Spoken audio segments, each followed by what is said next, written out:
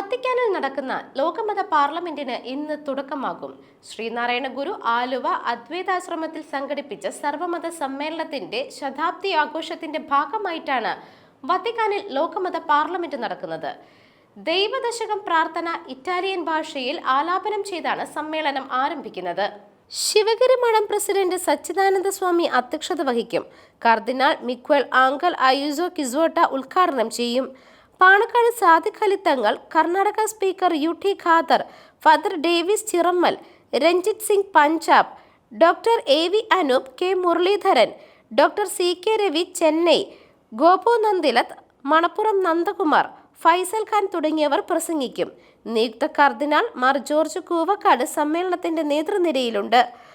മഠം general secretary സ്വാമി ശുഭഗനാന്ദ, മുൻ general secretary സ്വാമി ഘൃതം ഭരാനന്ദ, മുൻ ട്രഷറർ സ്വാമി വിശാലാനന്ദ, ഗുരുധർമ്മ പ്രചരണ സഭാ സെക്രട്ടറി സ്വാമി അസംഖാനന്ദഗിരി, സ്വാമി ഹംസതീർത്ഥ, ആലുവ അദ്വൈതാശ്രമം സെക്രട്ടറി സ്വാമി ധർമ്മചൈതന്യ, സ്വാമിനി ആര്യനന്ദ ദേവി എന്നിവരാണ് ശിവഗിരി മഠത്തെ പ്രതിനിധീകരിച്ച് സമ്മേളനത്തിൽ പങ്കെടുക്കുന്നത്. 29-ന് മതസമന്വയവും മതസൗഹാർദ്ദവും ഉയർത്തിക്കാട്ടുന്ന സ്നേഹസംഗമം നടക്കും.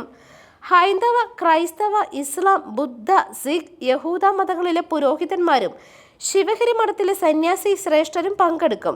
സച്ചിദാനന്ദ സ്വാമി തയ്യാറാക്കിയ സർവമത സമ്മേളനം എന്ന ഗ്രന്ഥത്തിന്റെ ഇറ്റാലിയൻ പരിഭാഷ, ഗുരുവും ലോകസമാധാനവും എന്ന പുസ്തകത്തിന്റെ ഇംഗ്ലീഷ് പരിഭാഷ എന്നിവ പ്രകാശനം ചെയ്യും. സമ്മേളനത്തിൽ ഫ്രാൻസിസ് മാർപ്പാപ്പ അനുഗ്രഹ പ്രഭാഷണം നടത്തും.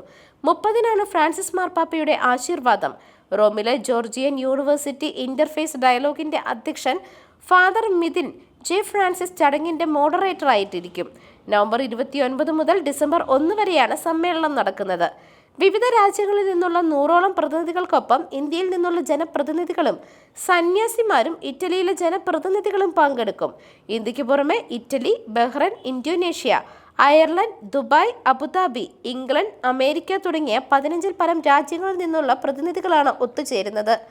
MLA-മാരായ ചാണ്ടി ഉമ്മൻ, സജീവ് ജോസഫ്, ടി.ജെ. സനീഷ് കുമാർ, പി.വി. ശ്രീനിജൻ, ഇരുദയദാസ് എന്നിവരും സമ്മേളനത്തിൽ പങ്കെടുക്കും. News desk, മെഗ്നവിഷൻ.